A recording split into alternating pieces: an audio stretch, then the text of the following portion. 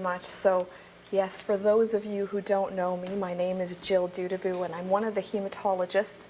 And I apologize, my voice is a little gruff. I have 2 small children, and the constant swirl of viruses in the household, and I succumbed this week. So hopefully my voice will last for the next 40 minutes. So I have been asked to speak with you today about managing your medical expectations after treatment for lymphoma, and I've called my talk Thriving with Lymphoma. And my hope today is that we will be able to have some of your participation, as this talk is really all about you.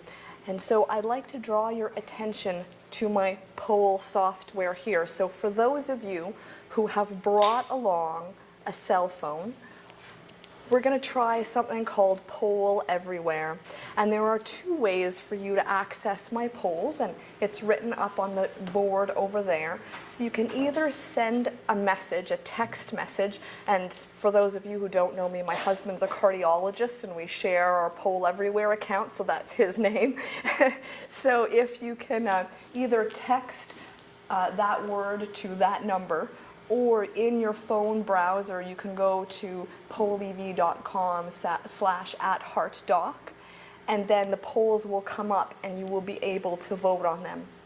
So perhaps one of the most crucial questions for us today to establish, we'll give a warm-up question of a try here. In your opinion, and let me see, I better activate my poll.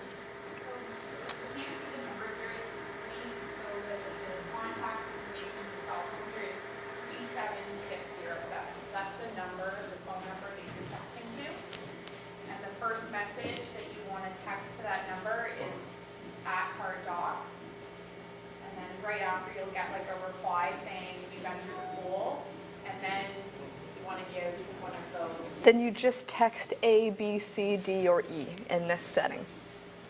And then the answers will come up. Oh, so far we've got McDreamy. Anybody else? I'm surprised. I thought McDreamy was still going to take it. Come on, but there we go. Both Hawkeye and House. Well, I can't disagree. Hawkeye's one of my favorites too. House, I'm not so sure, but there you go. The audience has spoken. Wonderful. So we've already heard a great deal from Dr. Matthews about lymphoma, and so I won't belabor this point, but really just for the basics. Lymphomas are cancer of our blood lymphocytes, which are involved in our immune system, as we've heard, and their normal job is to fight infection. And Dr. Matthews already touched upon this, but this is really a very all-encompassing term of a wide variety of diseases with different symptoms and different treatments. And so I think one of the areas that I wanted to start out with, and we'll do another poll here, is to know your familiarity.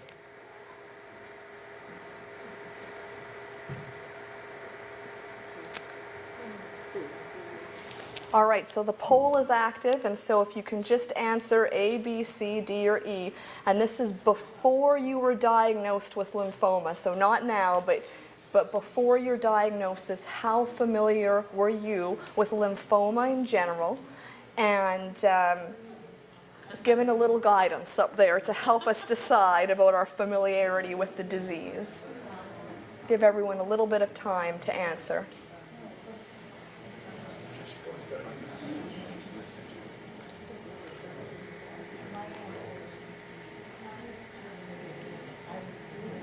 Okay. So I've closed the poll now. So this is very interesting to me. This is actually what I wondered was whether lymphoma is something that's out there, because we do hear so much in the news about breast cancer and prostate cancer and many of these other very popular and kind of very, very well publicized, let's say, cancers, but sometimes I don't feel as though the message about lymphoma is getting out there. And what's very interesting to me is that non-Hodgkin's lymphoma is actually the 7th most common cause of cancer, and it will represent about 4.5% of all new cancer cases in the coming year. Now, this is American data, but for the most part, we parallel that in Canada. So about 70,000 people will be diagnosed in the US with non-Hodgkin's lymphoma in the coming year. And this is a disease of those who have just retired, generally. The most common age group in which it's diagnosed is those between the ages of 65 and 74, with a median age of 66. And again, really, I want to express that this is such an all-encompassing term, really, for a wide variety of illnesses. And Dr. Matthews already touched upon this, but some of these lymphomas, the more aggressive varieties like diffuse large B-cell lymphoma, we treat with more moderately intensive chemotherapy with the purpose, with the goal of cure. And others, including follicular lymphoma, for example, which is another very common lymphoma that we see, we don't have the ability these days, as far as we know, to cure it. This is a disease that we can treat it, and often we do so successfully for many years with sequential chemotherapies, with radiation, and more rarely with surgery, but it's not curable. The lymphoma never really goes away altogether. But again, you can see that there are many different names up here. There are many different diseases, many different symptoms, and many different treatments that are encompassed in the term of non-Hodgkin's lymphoma. And so just wanted to touch briefly upon some of the symptoms that can arise in the setting of lymphoma. The most common thing that comes to mind is that of lymph node swelling. And I've included on my slide a diagram of the lymphatic system.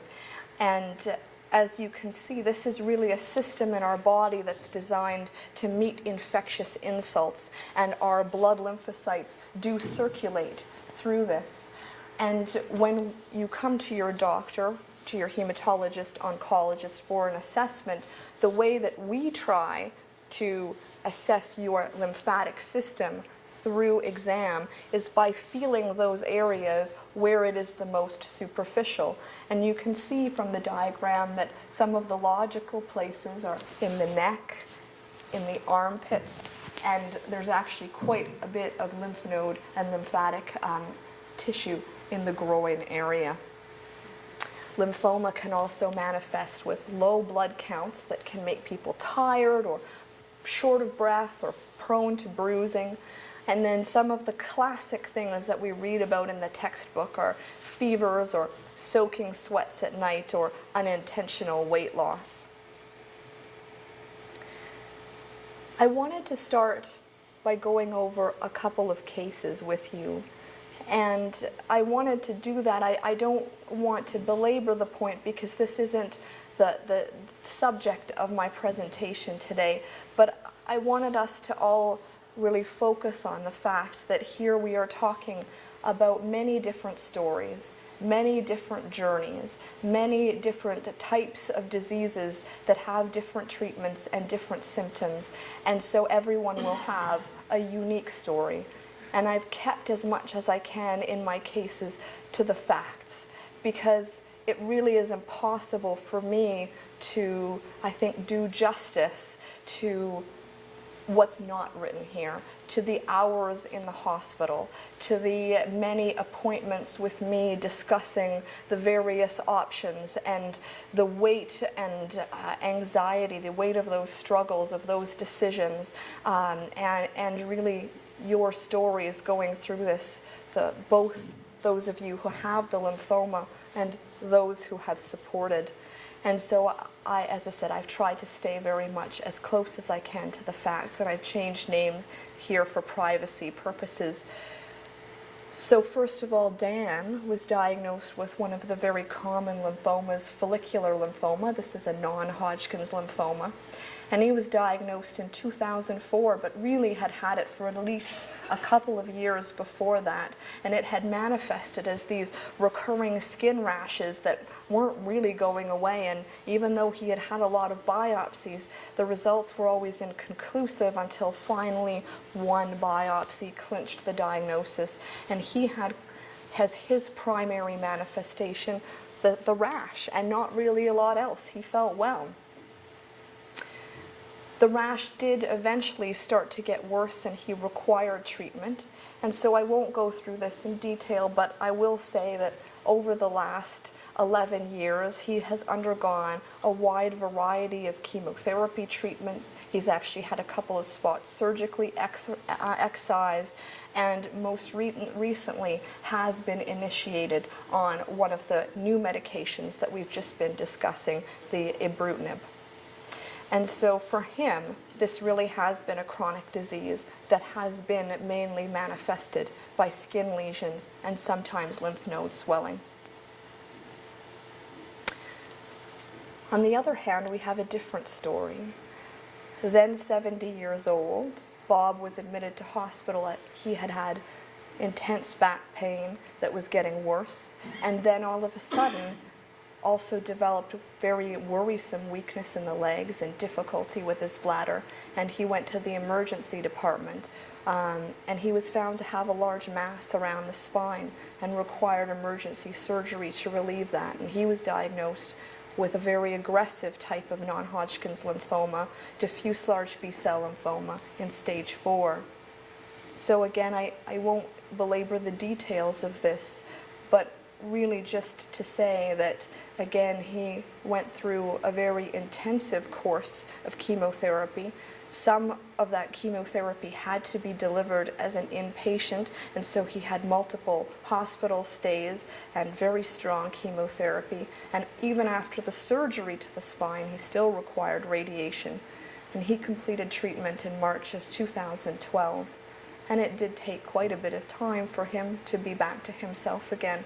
But I'm glad to say that now he continues to do very well and to feel well. I have a couple of these pictures in my presentation today. This is from a website, cancer.net, which is an offshoot of the American Society of Clinical Oncology. And every year they put out a calendar, an Expressions of Hope calendar with artwork from survivors of lymphoma.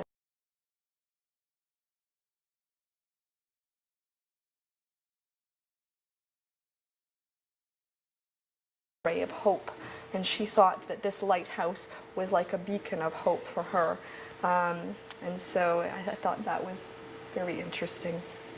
I'm going to change gears for a moment and talk about Hodgkin's lymphoma. So Hodgkin lymphoma is a much less common type of cancer than non-Hodgkin's lymphoma. We see it in about 0.5% of all new cancer cases each year. And as opposed to non-Hodgkin's lymphoma, which is primarily diagnosed in those after the age of retirement, Hodgkin's lymphoma is diagnosed in a wide variety of ages and is most commonly diagnosed in those between the ages of 20 and 34, with a median age of diagnosis at 38. And so I did want to share one story of Hodgkin's lymphoma as well.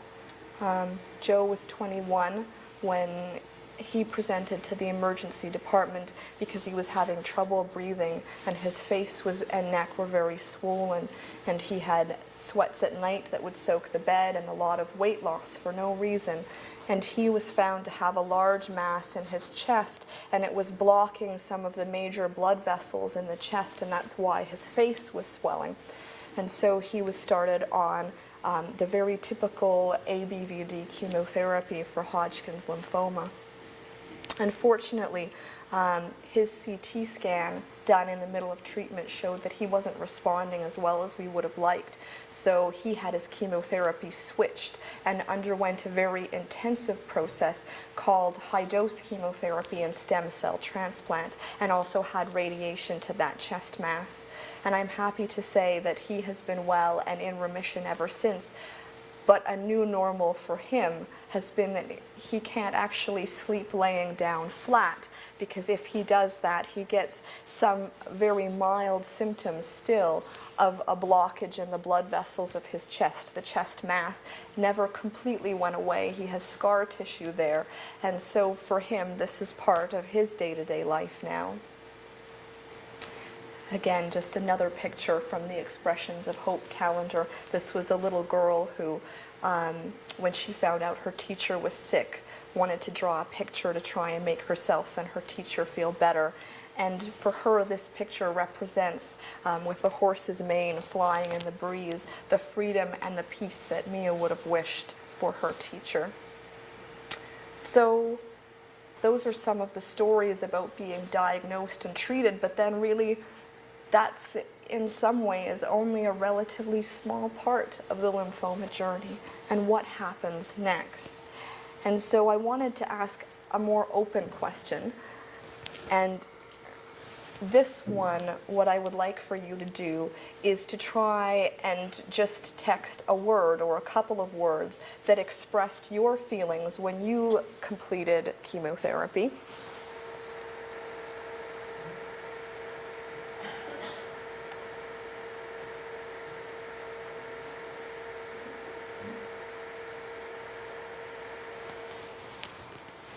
And so go ahead, and whatever words that might be, maybe was it happy? Was it scared? Was it sad? Was it elation? Was it worry? Was it exhausted? Was it in pain? If you don't feel comfortable sharing. Yeah, that's a good one. Thank you. Any others? I would really appreciate hearing your thoughts. The truth is that we don't often ask as doctors, how do you feel when you're done? How are you feeling today? We're not usually there in the cancer, in the chemo room that day. And so I would love to know, I would love to hear your thoughts.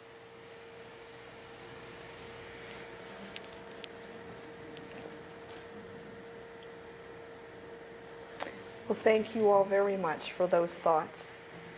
I really do appreciate hearing that. And that is what I was wondering about hearing. I'm going to close the poll now. Still some answers. So thank you for that. And I think that leads really nicely into my next slide, that yay, treatment is over. Is it time to celebrate? And I think yes, in many ways it is a wonderful time, a time of liberation, of I'm feeling hopefully better after my lymphoma has been treated. But there is a lot of uncertainty. You've had an intense time of follow-up and frequent visits, and time to transition back to being a person, perhaps finding a new normal. Time of uncertainty, what to focus on now. All of your energy and your time and your focus has been on getting through these treatments and seeing your doctor and seeing your healthcare team. And now what do I do? What if it isn't really gone? What if it comes back? Where does my life go now? I'm sorry, that's a little far away from me to read, but I think the preponderance of answers come back excited, was it? Excited, sorry, I couldn't go over that. It's excited, accomplished, tired, thankful, caution. There was a scared, a yay, time relieved, accomplished, those types of words. Okay, well, I'm sorry, I don't have a cell phone, so I can't participate. Well, I'm very happy to have you. Just, you can feel free to share. Yeah, I felt when I finished chemo the first time, I felt a little bit dubious of the results, I suppose. Yeah. A lot of faith in my oncologist, by the way, she's wonderful. But I felt that this wasn't the end of it, even though I got to ring the bell. But now, from back again last summer, and I'm on fever more. Talked to a lot more than rusty. But the thing is, like you have just said, follicular is not curable. So I guess, you know, I have a little different, I wasn't excited. And I just wondered, why am I so different? It must be me. No, you know what I mean? It's, Yes. Well, I thank you very much for sharing your thoughts. And that is exactly the point that I was hoping would come out in this discussion, that although for some patients that chemotherapy does signal the end of treatment, but for many of our lymphoma patients, you're right that that first set of treatments is just the beginning of the journey, and that you do have to learn to live with lymphoma and with a new normal for you. And how do you do that? And I can appreciate that there would be many struggles in trying to do that. the other part of that was exhaustion. Yes, You know, it never left. yes. That is a common feeling. So I do want to go on and just ask a question about how often you do see your hematologist or oncologist. So just let me set up my poll.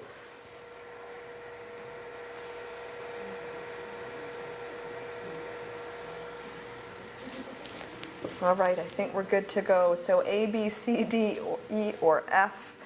You can share your feelings, share your what's been happening.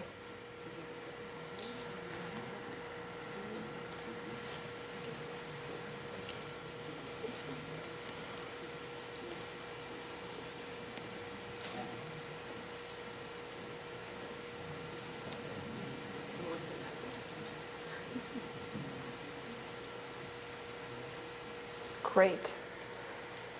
So thank you again for your responses, and I think that this does lead very nicely into my next slide, talking a little bit about the frequency of follow-up care.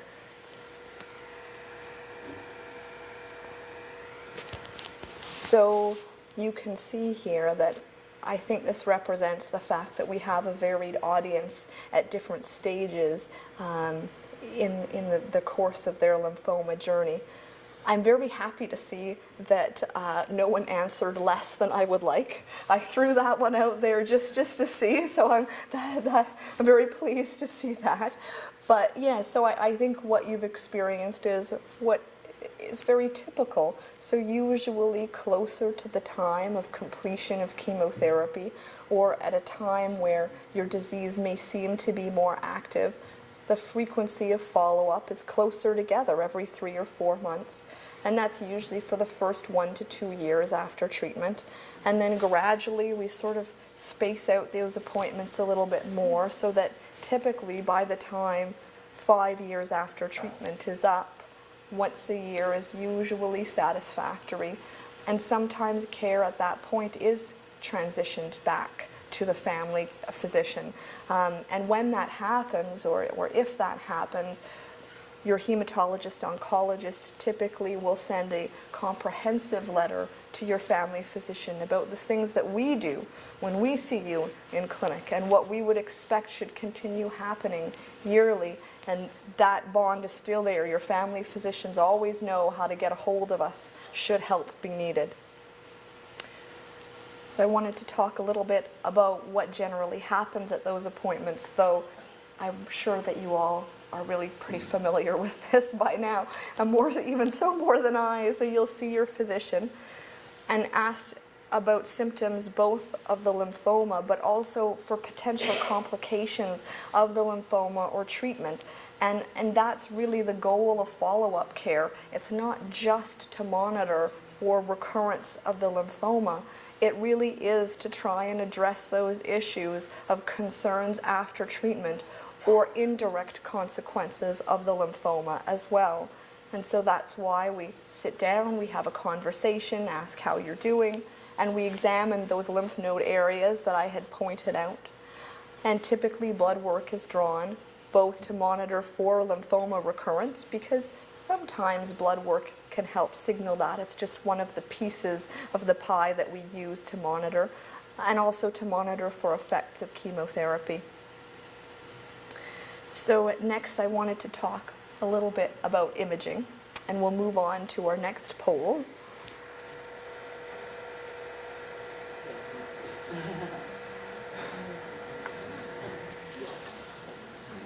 How many tests have you had during your journey for lymphoma?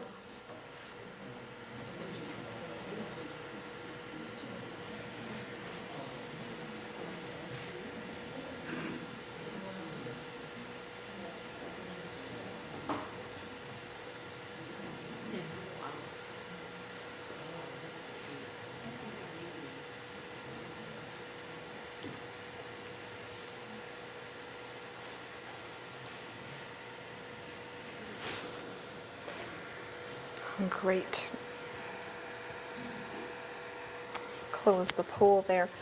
So there again, I think that this poll really helps to show us that we have a wide range in the audience of those in the course of their lymphoma journey. And this is frequent, though, that once you've sort of been through multiple courses of therapy, that the imaging tests really do tend to add up over time. And so a very frequent question that we get asked is, when am I going to have imaging, and how often is that done now that my treatment is finished, and why do you think that? And studies have been done to try and address this question, and they looked at the outcomes of patients who have either had their recurrence found when they were still asymptomatic and had had a routine scan, compared to those who had become symptomatic and then had a scan showing their recurrence. And really no difference in outcomes has been found in that setting. And then I don't want to over-exaggerate. The risk is very small of having a second malignancy related to imaging tests like CAT scans or X-rays, but the risk is there. And so there is some desire to be cognizant of what we are doing each time we order this test, and also cognizant of the fact that you've already had many, for many different reasons, for many different symptoms, for complications of your lymphoma, for complications of your treatment, for follow-up. And so we want to undertake this process thoughtfully. So in general, routine imaging is not recommended after completion of treatment. But again, that is on a case-by-case basis, as there are some instances in which your hematologist oncologist might want to just take a peek, especially if there might have been a residual spot at the end of treatment, or if you happen to be someone who didn't have any particular symptoms to begin with, and so nothing to guide the recurrence. So now I want to talk a little bit about the long-term risks to health after diagnosis or treatment of lymphoma. It is very frequent to have ongoing problems with your health after diagnosis of cancer or cancer treatment. And some common symptoms that I think sometimes we don't talk about is that tiredness, that extreme exhaustion, feelings of low mood, maybe not all the time, but some of the time, and ongoing fear and uncertainty.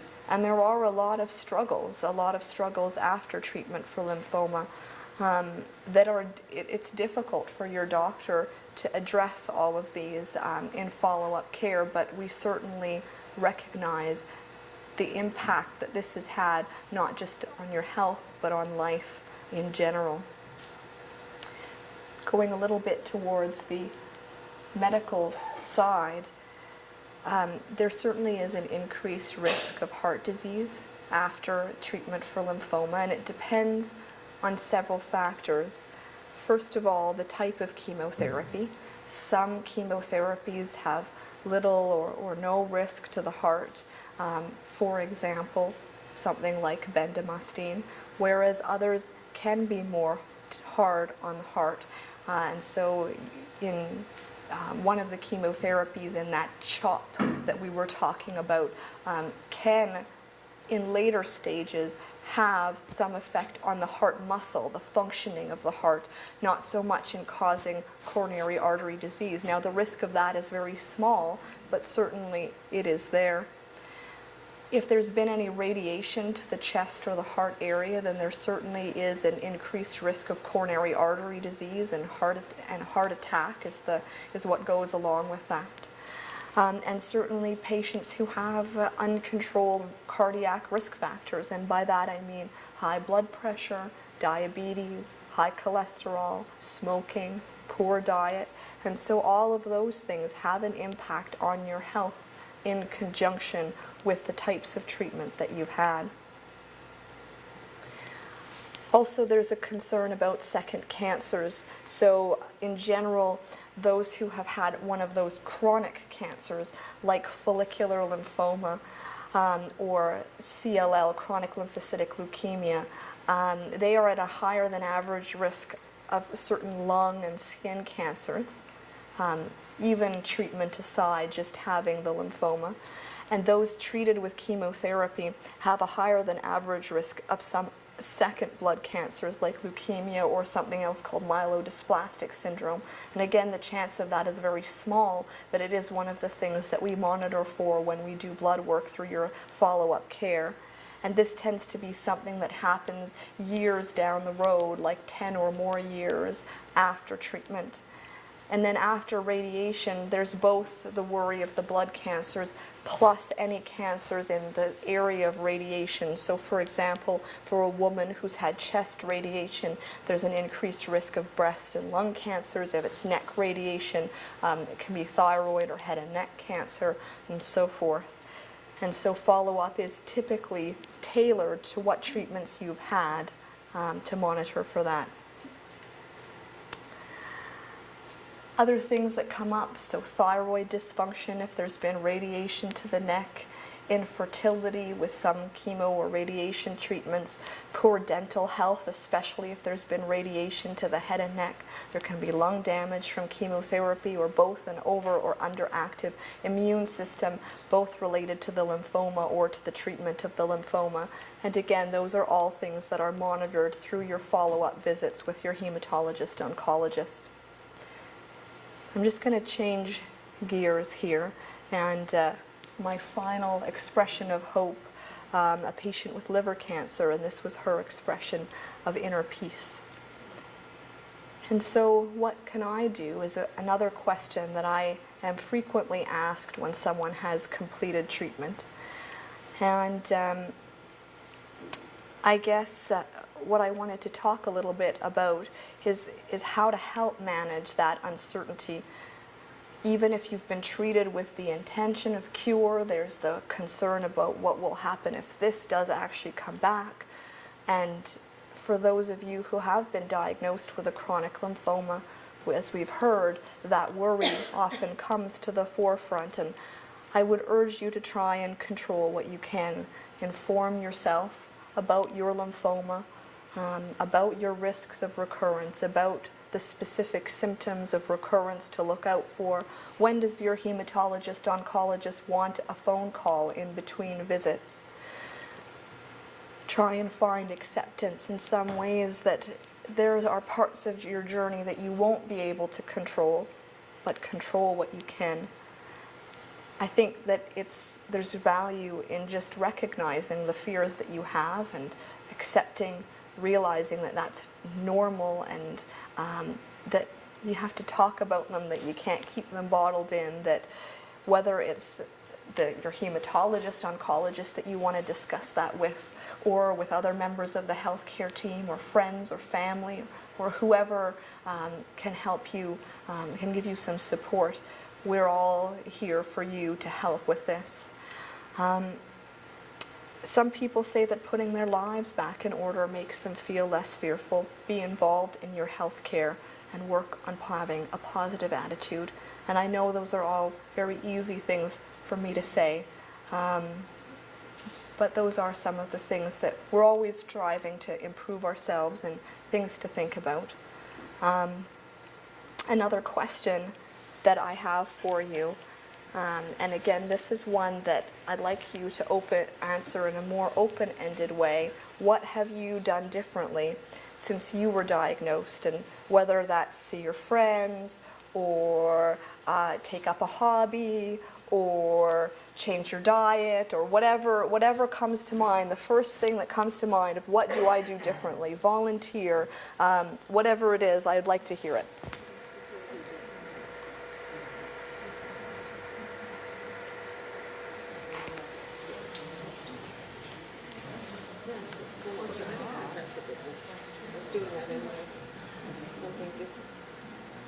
I like it.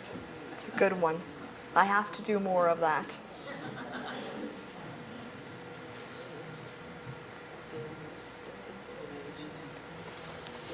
Any others? I would very much appreciate hearing your thoughts. Diet change, yes. Yes. Healthy eating.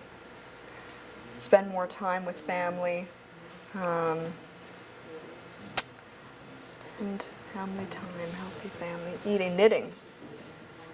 Again, something that had always been on my to-do list of things to learn how to do.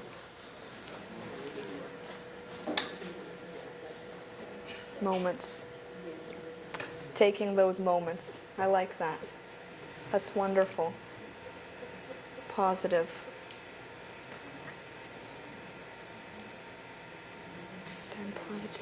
Knitting. Future healthy. Googling. Wonderful. Thank you. Oh, even more. Make change. Future issues. Lots of thoughts.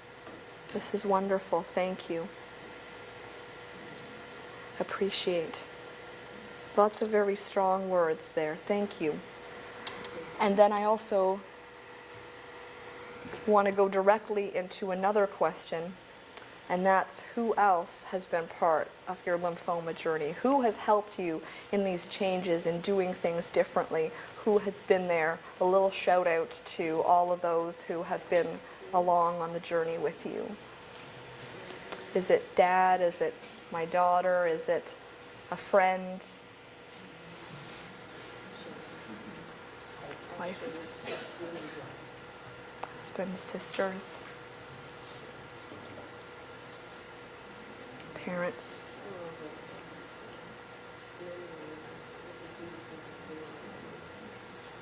Children?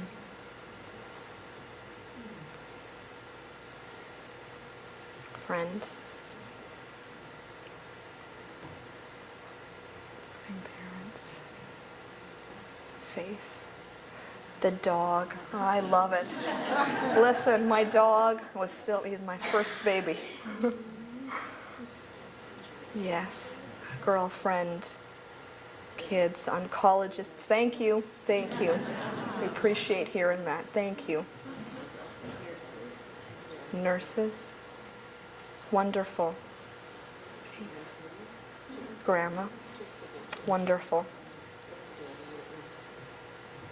Thank you. Thank you all for sharing those responses. I'm really pleased to see it. So I'm going to just deactivate that. We're going to change tacks again to some real things that you can do. And sorry, I think I'm running a little over time, so try and get with the program here. So clearly, I think one of the most important take-home messages that I have for you, for those around you in your life, smoking cessation, I think, is a key part of this journey. It lowers the risk of a second malignancy, to which many of you are already prone for the reasons that I already discussed. And I don't think it can be minimized that heart disease is still one of the leading problems in terms of the health issues that arise in our patients with lymphoma, and that treating your heart well is one of the key things that you can do to improve your health and your life while trying to live with and thrive with lymphoma. So please, there are many resources available to you, both through the Cancer Center and your family physician, and if not, if you haven't already done so, or if you know others around you who smoke, encourage them to stop in whatever way they can. Next is diet. This is another question I get asked a lot. There's not one diet or dietary supplement that has really clearly been shown to reduce the risk of lymphoma recurrence, but in general, antioxidant-rich, well-balanced diets, low in saturated fat. The big one that's been in the news lately is the Mediterranean diets. I know some of these sort of come and go over time, but they have been shown to improve cardiovascular health and may reduce cancer risk in the long run. Maintaining a healthy weight is also very important to improve cardiovascular health and may reduce the risk of some cancers, though it's not been shown to reduce the recurrence risk of lymphoma. And then to drink alcohol in moderation. Physical activity is key. It's not only safe, but it improves both physical and emotional well-being.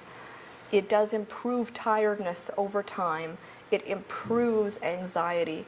The more you do and the more that you are able to do, and it also has important cardiovascular health benefits, which again, that is a key issue in our patient population with lymphoma. So some gentle to moderate physical activity, depending on where you are at and your exercise capacity, is a key part of your after treatment journey. I'd like to touch a little bit on screening.